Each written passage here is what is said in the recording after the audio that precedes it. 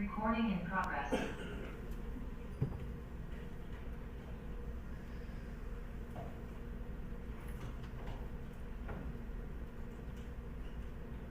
All right. Who's pumped up? Who's pumped up? All right. This is good stuff. Good stuff being said. I don't know if you guys had a chance to look at Facebook today, but Jen put on a post that was really well written. So if you haven't seen it, check it out. Speaking of Jen, when she was praying, she said that what God does for us is not only for us, it's but to share it. And then you're going to hear that part of this message. So I just thought I'd bring that up. Hopefully you were paying attention to that prayer, because that was a great prayer too. This message, I think everybody can relate to. I think we all kind of struggle with this. For myself, being an overthinker who thinks about everything like continuously all the time in my mind, over and over and over and over again, we can relate to this. So, anyways, I went to a Creed concert last week. It was awesome. It was Carla's birthday, so we went to somewhere I wanted to go, and that's just a beautiful thing. That was my gift to her, was to please me. It was no, she was gracious enough to, even though it was her birthday weekend, to come and listen to some very loud music with me, so which made me very happy. And she's dragged me to country concerts, so it's fair, so it's okay. Anyway, Scott Stapp, the singer, was talking about a song, "My Own Prison." Anybody ever hear that song, "My Own Prison"? It was a 90s song, so any of the young kids probably wouldn't know that, right? Probably not. So Noah's shaking his head. He's like, I don't know what you're talking about. Anyways, "My Own Prison." In summary, he talked before they sang the song, and he really talked about the battle in our heads that the enemy loves to use to keep us in our prison. And some would say bondage. But we serve a God that freed us from the prison. And we are not meant to be held there no matter what is circling in our mind.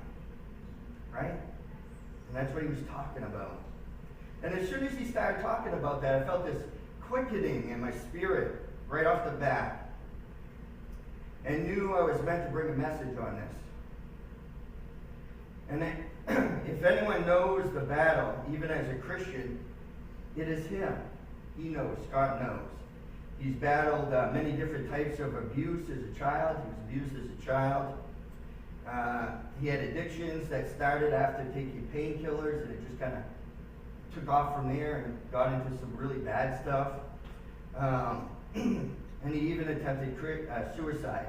Even as a Christian, there's people that believe in Jesus, who love him with their whole heart, but the struggle is so tough that they still can't. They feel like they can't get out of it, and sometimes they feel the only way to get out of it is suicide. I think he jumped off a 40-foot building, and through a miracle, survived that. It's amazing. So here are some words from that song that kind of spurred this whole message. And in the beginning of the song, he's talking about the convictions that are going on in his head, the things that cycle in our own heads. It starts, "A court is in session. A verdict is in it. No appeal on the docket today, just my own sin. The walls are cold and pale, the cage made of steel. Screams fill the room, alone I drop and kneel. Silence now the sound, my breath the only motion around. Demons cluttering around, my face showing no emotion. Shackled by my sentence, expecting no return. Here, there is no penance. My skin begins to burn. Sounds pretty rough, doesn't it? But later on, as the song progresses, it kind of changes. He says, I hear a thunder in the distance, see a vision of a cross. I feel the pain that was given on that sad day of loss. A lion roars in the darkness. Only he holds the key. A light to free me from my burden and grant me life eternally. I cry out to God, seeking only his decision.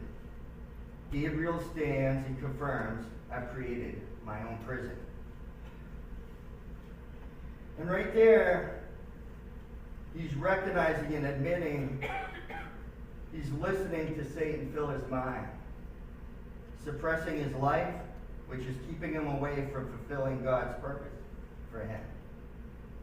How many of us have had those type of thoughts in our minds, keeping us away from fulfilling the purpose that God has for us? And during this week, Mike Fedora sent me a song recently, and the lyrics of this song also goes along with this message. And it's from a band called Fate's Warning, and the song is called The Light and the Shade of Things. And here's some of those lyrics. The voices, through though you hear them sing, are only in your head. And you have not begun to fight. It slowly takes a toll. The burden of the little thing will never make you whole. That's the prison, right? The burden of the little thing. We get focused on all these little things that get cycling in our head. And then we feel like it's just such a distraction. It's such a big distraction. And it really consumes us. It consumes us and it's eating away at us. Later on it says, it's not over yet. I know you can remember when you gave away your heart in your hand. Gave away your heart in your hand. It's not over then. It's not over. I know your heart is there. It's there inside. This is the hope that we need to be focusing on. And we need to plant that in our heart. Knowing that our heart is with God and trusting in God. That these little things that we get caught up and worried about, and some of them aren't so little, some of them are really big, but the thing is if we keep thinking about it over and over again, it's really harming us. It's not helping the situation. And this is a battle I've faced my whole life because I am an overthinker. And when you're an overthinker, what happens is you can't shut your mind off. It just goes. And you're like, where's the off button? Where's the off ramp? I don't want to be thinking about this no more, but it's there. And it's just cycling in there. And I'm sure many of you have battled the same thing at some point in your life.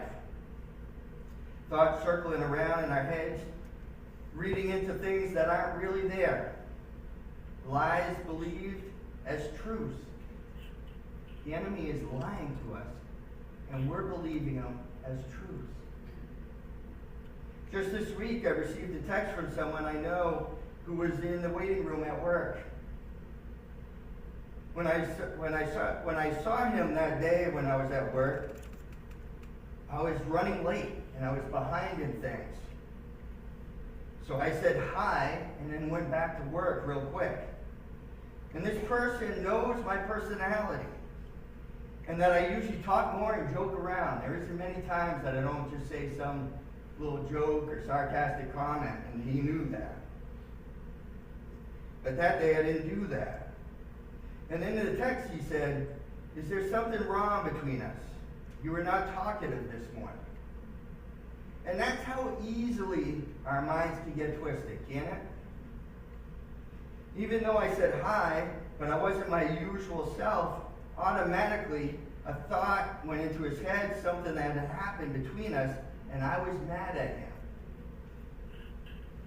How many times do we do stuff like that? We assume something that's not there, right? We assume something that's not there. It happens to all of us, and we need to be careful not to believe the enemy, right? Now as a Christian, we got to rise above that, right? So I could have said, "Well, what are you thinking about? Why are you thinking that?" and gone back at him. But instead I said, "Sorry for that," and explained that I was just busy. And sometimes that's what we got to do, is apologize, even though we may not think we did anything wrong. Right? Just to show them that we care about them. I'm not going to get into a battle over something that isn't there. Right? And that's the difference between the world and how we're meant to act. Right?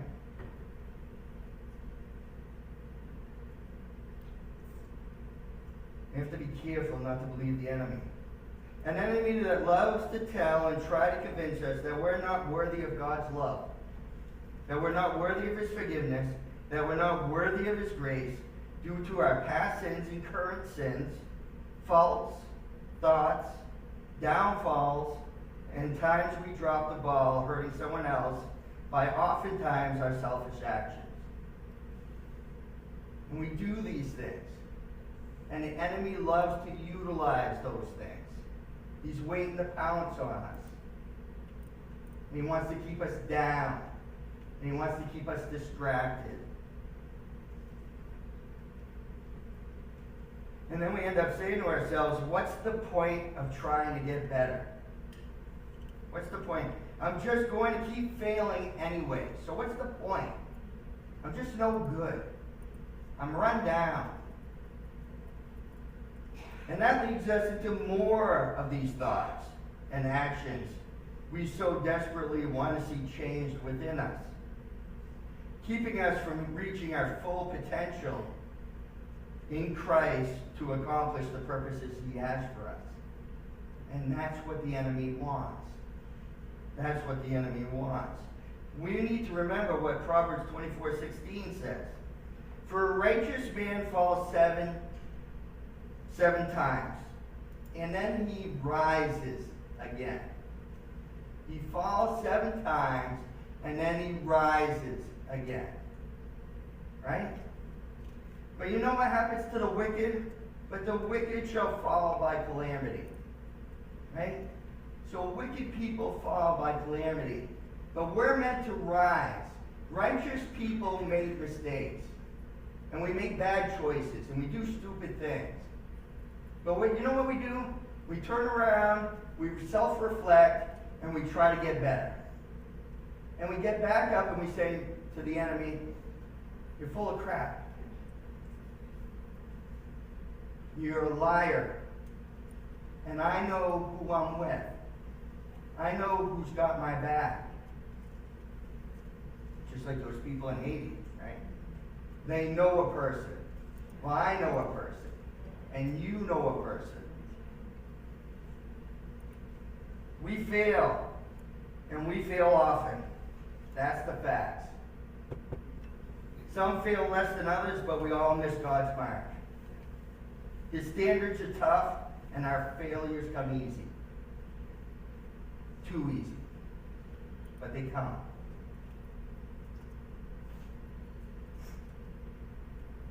And God saw this from the beginning of time. He's not caught off guard. And that's why He sent Jesus to save us.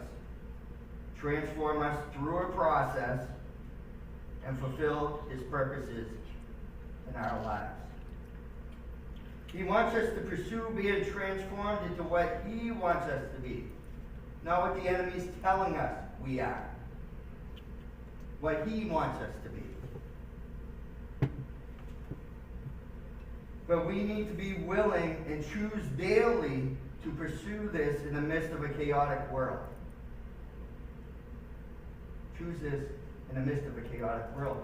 Jen's writing this one was beautiful because she said on Sunday it's about peace and focusing on God, and she also recognized that during the week it's tougher.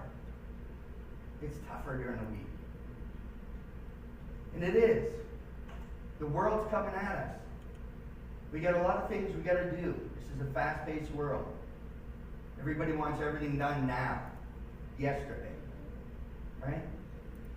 And so we're moving quick, and we're distracted. And when we miss the mark, because we're moving so quick, we start cycling in our minds. I was supposed to do that, and I didn't do that. I forgot to do that. I need to do this. Don't forget to do this. All these things are going on in our mind, and it's overtaken us. We need to understand that we cannot deter God's plan through our faults. We're not going to deter God's plans through our faults. He's still going to do what He wants to do. Okay? He will use our good qualities, other people, and even our faults to move forward His plans. He will. He will. Even when we miss the mark and we forget to do something, or there's somebody that was hitchhiking and we decided God's telling us you need to pick that person up, and we don't. He's going to, and He feels like that person should be picked up. Somebody else got to pick up that person. Now that person's going to get the blessing that comes with that. And we miss that. Right? We miss that. But He's going to do what He planned to do anyways from the start of time.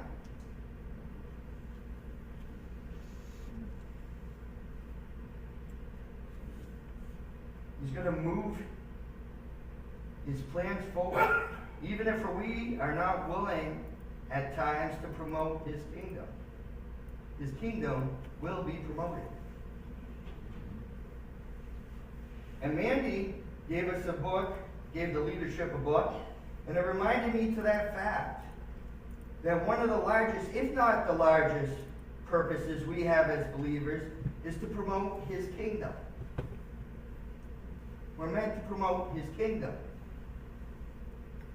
Pursuing God and being transformed by God should not only be for our own salvation, for our own answered prayers, and the betterment of our own lives. And that stuff happens through God's grace and love for us, but we need to recognize that the reason He frees us from our prisons, answers those prayers, betters our lives, is to promote the kingdom of God. Right? We have these selfish attitudes, and we get caught up in our own selfish attitudes. It happens. I don't care how much you love Jesus. These things happen.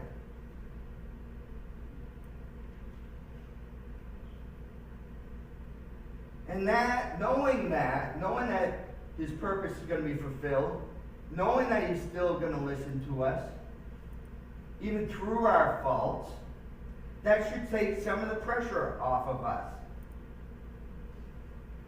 And that should inspire us to want to be transformed more, right? Not because He's pounding us, because He's relieving us. His plan is going to go forward. Doesn't matter how much I mess up. But I want to be on board because of that. I want to be on board because of that. Right?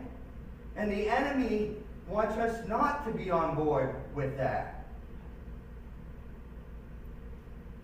So let's look at some scriptures of changing our mindset and breaking out of our own mind prison.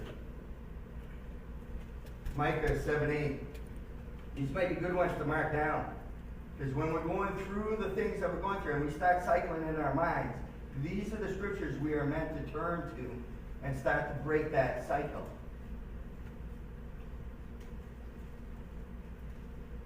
Do not rejoice over me, my enemy. When I fall, I will arise. When I sit in darkness, the Lord will be the light to me. Well, that's powerful. Those are powerful words. I mean, when I read that, I get goosebumps. When I sit in darkness, the Lord will be a light to me. Who believes that? Who believes that? Yes. I will bear the indignation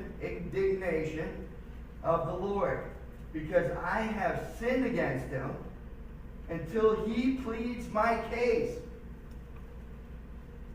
I've sinned against him until he pleads my case and executes justice for me. He will bring me forth to the light. I will see his righteousness. He's carrying us. He's carrying you. He wants to bring us to the light. Who wants to be in the light? Who wants to be in the darkness? Hopefully none of you. Colossians 3:1. If then you were raised with Christ, seek those things which are above, where Christ is, sitting at the right hand of God. Right? So if we're raised with Christ, we're meant to seek those things of God. And if we're seeking those things of God, guess what's happening? We're at peace. We have joy. We're not in turmoil. Things aren't cycling in our brain. That's where we're meant to be. Set your mind on things above, not on things of this earth. Does that mean that you don't have to go to work? No. Does that not mean that you don't have to help anybody? No. Right? We got things to do on this earth. But our minds are meant to be set on him and what he has for us.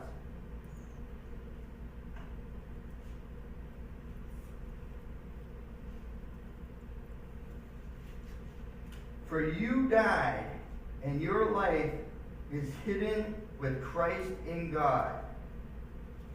When Christ, who is our life, appears, then you also will appear with him in glory. When Christ, who is in our life, appears,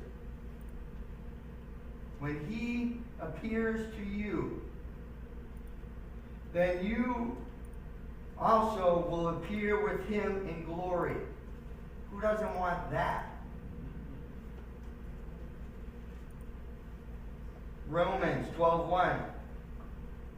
I beseech you, therefore, brethren, by the mercies of God, that you present your bodies a living sacrifice, holy, acceptable to God, which is your reasonable service. And we've talked about this before. It's a reasonable service. He's done so much for us. He's done so much for us. Even through our turmoils and all the struggles that we face, he's done so much for us. He's done so much for us. It's a reasonable service to do this. Being a living sacrifice, holy and acceptable to God. So when God calls on us to do things that we're not feeling too comfortable doing, we're meant to sacrifice and do it anyways. There's something about sacrificing for God and for others.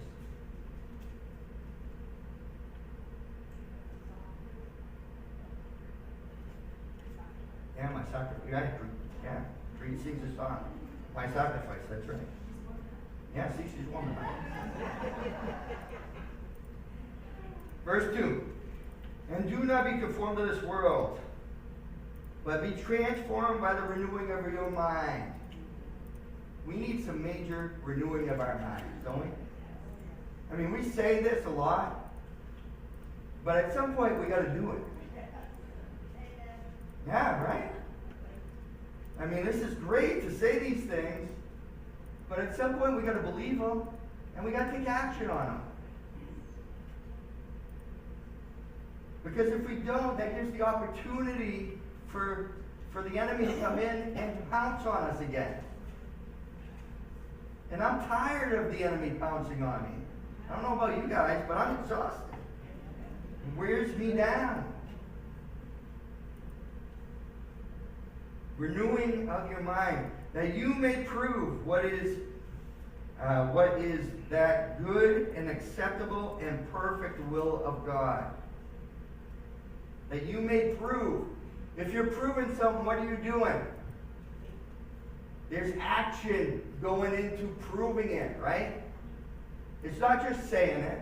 There's action beside it. You got to prove it. If we're going to say we're going to be a Christian, then we're meant to act like a Christian. And that's the proof to the outside world. When they see us act like them in the world, react like them in the world, then that's a bad thing to do. You're not proving anything at that point. You're proving in their mind, that's why I don't want to be a Christian. You're giving them justification for their ill thoughts. We're not meant to do that. We're meant to prove what is that good, acceptable, and perfect will of God.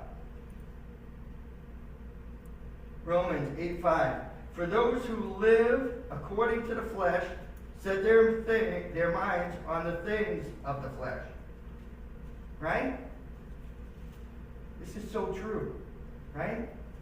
If we're focusing on the flesh, that's where our mind is. That is not a lie. That is truth. But those who live according to the Spirit, the things of the Spirit, right? The things of the Spirit, for to be carnally minded is death, but to be spiritually minded is life and peace. Right? Do you want death, or do you want life and peace? I know what I want.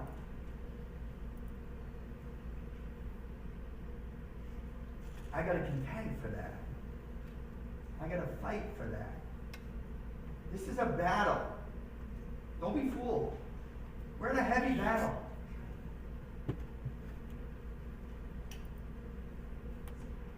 It's tiring.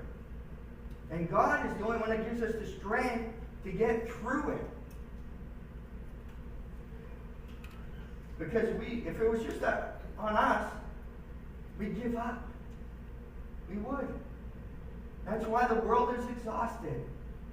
That's why the world turns to other things to break away from those feelings that are harmful to themselves. And hopefully we're not doing that.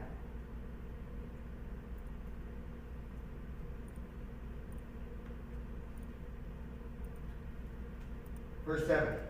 Because the carnal mind is at enmity against God. Right? When we're carnally thinking and we're focused on flesh stuff, and that's against God. You can call yourself the best Christian in the world, but when you're doing that, you're against God at that moment. I'm against God at that moment.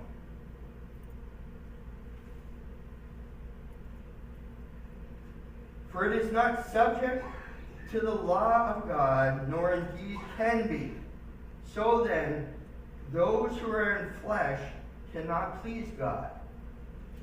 So if we're in flesh, we can't please Him. And do we want to please Him? I kind of do. I kind of do. Yeah. Yeah. I want to please Him. I want to please Him. Not because I have to, because I want to. Because I want to. Because of what He's done.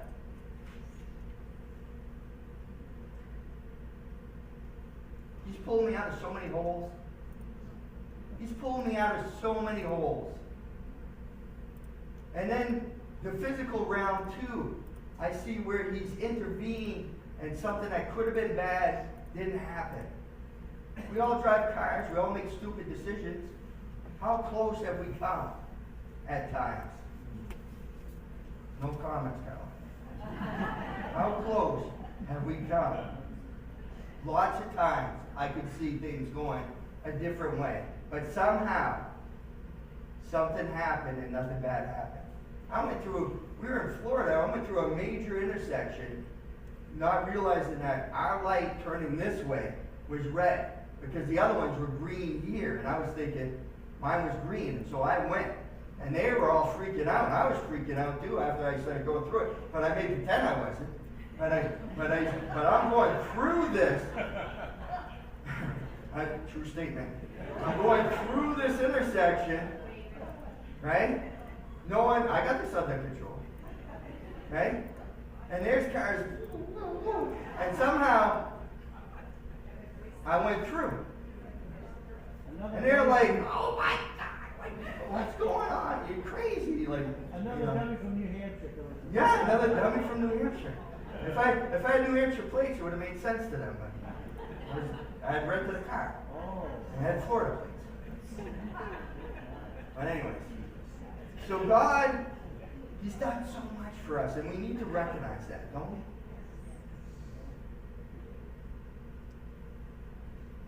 Philippians 4:8.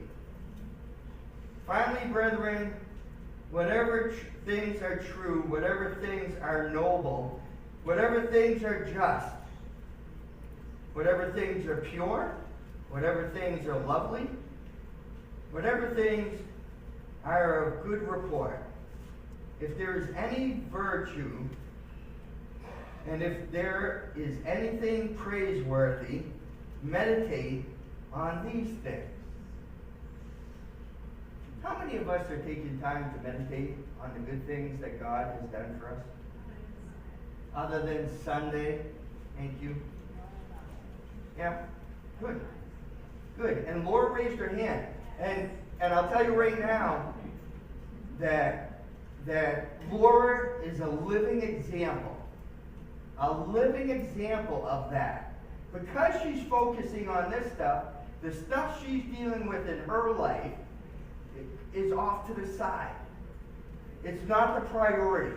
Her priority is fixed up above. And it's evident. It's evident because she speaks it and she lives it. She proves it. Right? I want to be like Laura. I hope you all want to be like Laura. Set your bar a little higher to be like Laura. I'm just kidding. So, yes, but seriously, that's a serious statement. A lot of us would crumble under some of the news that Laura's heard. Okay? And she's not crumbling. She's living a good life.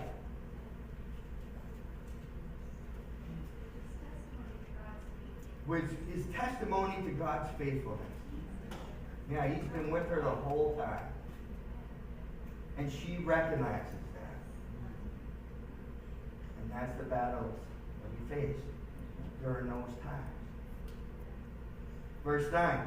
The things which you learned and received and heard and saw in me, these do, and the God of peace will be with you. Right? The God of peace will be with you. What's the theme of this year? Finding peace through Christ, right? We can't get peace unless if we're in Christ, right? He's the one doing it. We're the ones searching, right? And we want to find it. Well, there's an instruction right there. How do we find peace? Do what we just read. Do what we just read. So we see in these scriptures how to break out of prison, the prison of anxiety, depression, anger, fear, resentment, addictions, and so many other chains. Don't worry about the things of this earth. That's what was said, right? Boy, do we worry about the things of this earth. I do. Way too much. Set our minds on Him, what He wants us to do, what He has in store for us in this lifetime, and what He has in store for us in heaven and when heaven is on earth.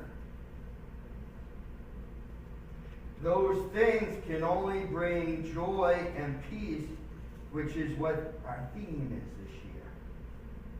This sounds easy, but trust me, it is not. Because the enemy wants us wrapped up in the things of this earth. He wants us distracted. He wants us in a mind prison to keep us from fulfilling God's purpose. That's his mission. Keep us from fulfilling God's purpose. Purpose for his kingdom, purpose for us. He's trying to keep us from that. The enemy knows that those of us who have been saved, our salvation cannot be taken away. He knows that. He knows he can't take our salvation away. Right? He knows this. So what does he do? What can he do?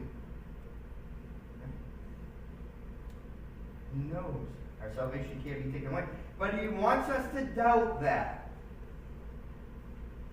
And he wants us to keep us from fulfilling God's purposes for us, to promote his kingdom.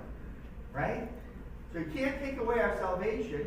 We need to, first of all, believe that through and through and through. Right? Take that right off the block. If you've given your life to Christ, you are saved. Done. Okay? So don't even worry about that. Even when you make stupid decisions, even when you're doing things that are against God, you're saved if you've truly given your heart to Jesus. Now, you want to make sure that you've truly given your heart to Christ, right? Not just said words to help yourself, but you've given your heart to Christ, right? Now, if you've done that, you can feel secure. If you haven't, well, you best figure out how to get there. And we can help you, right? We can help you, right? So, but he does want to keep us from promoting his kingdom. That he can do, if we let him. Right? And so that's his strong point, is to work on our mind so much that we can't promote his kingdom. The deceiver, the great deceiver. Let's work on focusing on the goodness of God more every day. How he sees us, how he sees us. Not how the enemy sees us, but how he sees us. Which is a lot different than how the enemy sees us. And how we even see ourselves. Okay? He sees us. And focus less on what we think of ourselves, what others think about us. Anybody ever worry about what others think about them? At some point, that's got to go by the wayside. Because you're trapped. If we're worrying about what everybody else is thinking about us, we're trapped. And especially what Satan says about us. We definitely don't want to be there. You don't want to be in that trap. And we are. If we're honest. I am at times. If I'm honest. We are the sons and daughters of one true King. One true living King. A living King that loves us and wants us whole. So that we know His voice. We know His voice. We know His voice. Hear His instructions clearly and act on them. It's a three-part thing. First of all, we have to know His voice. Right? If you're confused and you're like, I don't know if it's God or if it's the enemy, then you're not hearing His voice. There's a separation there. So then we got to figure out, how do we get closer so that we know His voice? Right? So we got to know His voice. And then we got to hear His instruction. Hear His instruction. Follow the instruction. And then act on it. It's great to hear them. It's great to know. But then if we don't do anything, it kind of defeats the purpose. As we do this, we see change drop away. The more we listen to Him, the more we're doing His purpose, the more all these other crazy chains that are binding us down start to drop off. And you don't have to focus on dropping them off because they're just happening. I think of all the things that I struggled with for years and years and years, how many things have just fallen away? I didn't do a single thing. The only thing I did was pursue Him more. And then all of a sudden one day I'm like, wow, you know what? I don't swear as much as I used to. I'm helping people more than I used to. I'm not getting crazy thoughts in my head like I used to. It's just kind of happening. And it happens so slowly that sometimes we don't even recognize it until we look back and we say, where was I 5 years ago, 10 years ago, 20 years ago? And then we realize, wow, there's some big change that happened slowly over time. The enemy doesn't want you to know that. He wants you to focus on what you're doing wrong right now. Bind you down right now. Don't think about all the things you've overcome that God's brought you through. Think about all your faults right now. That's where the enemy wants us. That's the prison. So we start to see change drop away. And more fruit of the Spirit be expressed out. Right? That just comes naturally then. Right? We start acting different. All of a sudden, the world can see something different. And that's the fruit of the Spirit coming out. Just naturally coming out. I didn't have to choose to be patient when I wasn't patient before. It just happens. Right? Selfless. It just happens. I didn't have to work so hard at it. Everybody wants to work hard at stuff. But really, every instruction in here always says pursue Him. And everything gets taken care of. Right? Everything gets taken care of. It's an amazing thing. God is just so grand. He's so grand. And He just blesses us with these little things that all of a sudden you're like, wow, I'm different. I'm being transformed. Am I where I want to be? No. Am I where God wants me to be? No. But I'm trying to get there. And God's helping me do that. God's carrying me through the process. You're not fooling Him. He knows our faults. He knows our struggles. He knows it. He wants us out of those things. But it's through Him that it happens. Pursuing Him. Leaning into Him. So, dear Lord, I'm always in awe of You. Man, you set up things, confirmations everywhere. And when You speak, good things happen when I listen to what you say. I pray that we pursue that more. That we pursue you and your will for us and for your kingdom to be going on in this world right now. Help us to be good examples. Give us the strength, the courage, the power to be good examples to the rest of the world. This is a hurting world. This world is so messed up. Things we never even thought that could happen are happening. The weirdest stuff. So we need to step it up as believers and show the world it's a different way of living. That peace can come through turmoil. That love can come through sacrifice.